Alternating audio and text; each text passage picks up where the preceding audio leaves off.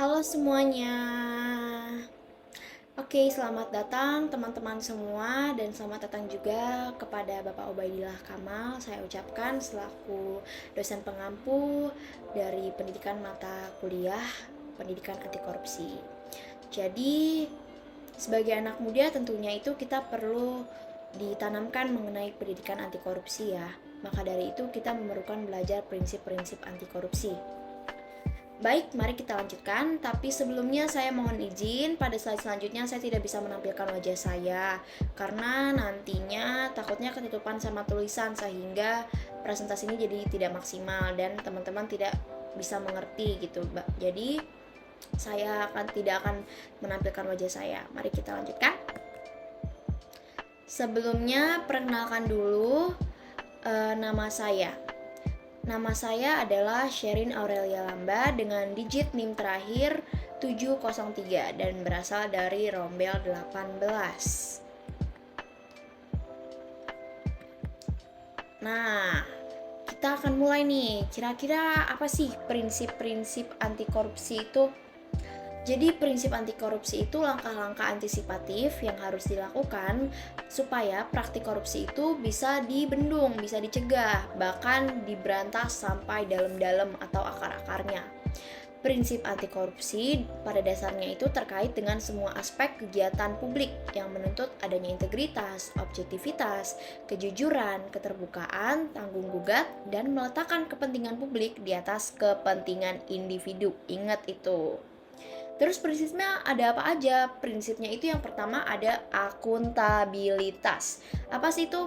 Singkatnya itu tuh kesesuaian antara aturan dan pelaksanaan kerja. Jadi prinsip ini dimaksudkan agar kebijakan dan langkah-langkah yang dijalankan sebuah lembaga dapat dipertanggungjawabkan. Oleh karena itu, akuntabilitas itu membutuhkan perangkat-perangkat pendukung, baik perundang-undangan atau de jure, maupun bentuk komitmen dan dukungan masyarakat atau de facto, baik level budaya, individu maupun pada level lembaga.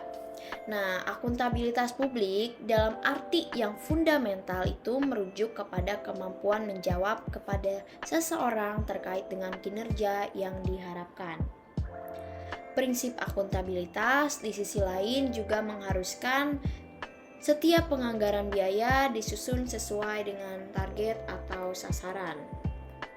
Terus, apa sih maksudnya? Ada apa aja? Nah, yang pertama nih, mekanisme pelaporan dan pertanggungjawaban atas semua kegiatan yang dilakukan.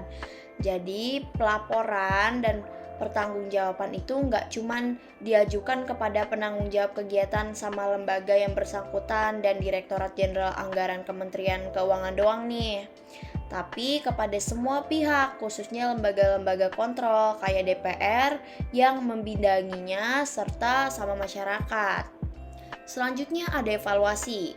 Evaluasi itu maksudnya gimana sih? Ya, evaluasi terhadap kinerja administrasi, proses pelaksanaan, dampak dan manfaat yang diberikan oleh setiap kegiatan kepada masyarakat, baik manfaat langsung maupun manfaat jangka panjang. Maksudnya gimana? Contohnya tuh apa sih? Contohnya nih udah ada, yaitu kegiatan Sipen Maru di Poltekkes. Jadi, penerapan prinsip akuntabilitas diwujudkan dengan membuat pelaporan dan pertanggungjawaban atas penyelenggaraan kegiatan penerimaan mahasiswa baru yang tidak hanya diserahkan kepada Direktur Poltekkes dan Badan PPSDM Kesehatan, tetapi juga ke semua pihak. Khususnya itu Inspektorat Jenderal Kementerian Kesehatan. Lalu Poltekkes itu juga ngadain evaluasi loh, dan bukan hanya terhadap pelaksanaan penyelenggaraan kegiatan, tapi juga dievaluasi nih dampak terhadap kelangsungan proses belajar mengajar sama kelulusan dan masa tunggu bekerjanya. Lanjut. Yang kedua itu ada transparansi. Singkatnya, transparansi itu prinsip yang mengharuskan semua proses kebijakan dilakukan secara terbuka, sehingga segala bentuk penyimpangan dapat diketahui oleh publik. Nah, loh.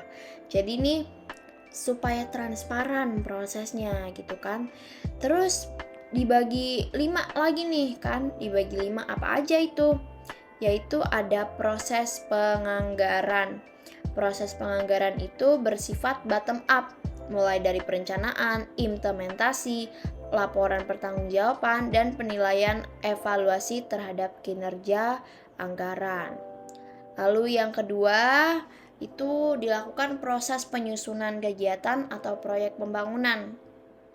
Jadi hal ini tuh membahas tentang sumber-sumber pendanaan anggaran pendapatan dan alokasi anggaran. Anggaran belanjanya itu ada berapa? Yang ketiga itu ada proses pembahasan. Terus proses pembahasan itu tentang apa? Ya tentang rancangan peraturan yang berkaitan dengan strategi penggalangan atau pemungutan dana, mekanisme pengelolaan proyek mulai dari pelaksanaan tender, pengerjaan teknis, pelaporan finansial, dan pertanggungjawaban secara teknis. Lalu ada proses pengawasan dalam pelaksanaan program dan proyek pembangunan yang berkaitan dengan kepentingan publik, dan yang lebih khusus lagi adalah proyek-proyek yang disusulkan oleh masyarakat sendiri.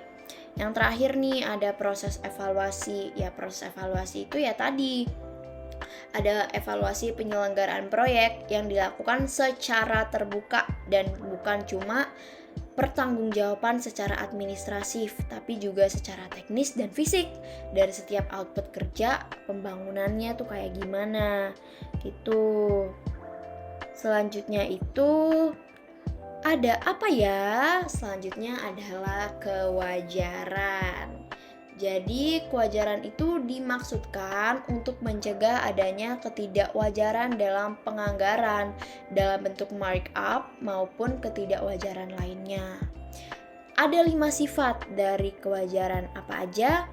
Yaitu ada komprehensif dan disiplin, fleksibilitas, terprediksi, kejujuran, dan informatif. Jadi dalam membentuknya ya harus disiplin ya, fleksibel dan jelas gitu. Jadi adanya kebenaran, ada itu dibuat dengan sejujur-jujurnya. Jadi itu merupakan hal yang benar. Selanjutnya itu ada kebijakan prinsip. Kebijakan prinsip itu apa? Nah, kebijakan yang berperan untuk mengatur tata interaksi dalam ranah sosial supaya nggak terjadi penyimpangan yang dapat merugikan negara dan masyarakat. Aspek kebijakan yang perlu mendapat perhatian sama kita itu ada banyak.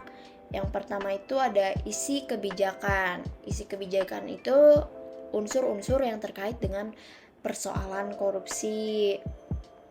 Lalu pembuat kebijakan. Pembuat kebijakan itu maksudnya itu kualitas isi kebijakan tergantung kan sama kualitas dan integritas pembuatnya. Makanya itu perlu. Lalu yang ketiga ada pelaksana kebijakan. Pelaksana kebijakan itu ya kepolisian, kejaksaan, pengadilan, pengacara, dan juga lembaga kemasyarakatan. Ini tuh perlu banget teman-teman, karena ya harus seperti ini kalau memang kita mau menegakkan korupsi gitu kan. Lalu yang terakhir ada kultur kebijakan. Eksistensi sebuah kebijakan terkait dengan nilai-nilai, pemahaman, sikap, persepsi, dan kesadaran masyarakat terhadap hukum atau undang-undang anti korupsi. Selanjutnya itu ada kontrol kebijakan. Jadi kontrol kebijakan itu maksudnya gimana? Ini tuh yang terakhir nih teman-teman. Kontrol kebijakan itu upaya agar kebijakan yang dibuat benar-benar efektif dan menghapus semua bentuk korupsi. Jadi ada 3 model bentuk kontrol sama terhadap kebijakan pemerintah. Apa aja sih? Yaitu ada partisipasi, revolusi, dan reformasi. Jadi partisipasi itu apa? Ya partisipasi itu untuk melakukan kontrol terhadap kebijakan dengan ikut serta dalam penyusunan dan pelaksanaannya. Revolusi itu untuk apa? Ya untuk menawarkan alternatif kebijakan baru yang dianggap lebih layak. Lalu yang ketiga, reformasi itu untuk mengontrol dengan mengganti kebijakan yang dianggap udah nggak sesuai nih. Kira-kira itulah beberapa prinsip-prinsip anti korupsi. Ada 5 ya teman-teman yang sudah saya sebutkan. Baik, sekian terima kasih pemaparan materi yang sudah saya jelaskan. Semoga bermanfaat bagi teman-teman semua yang menonton.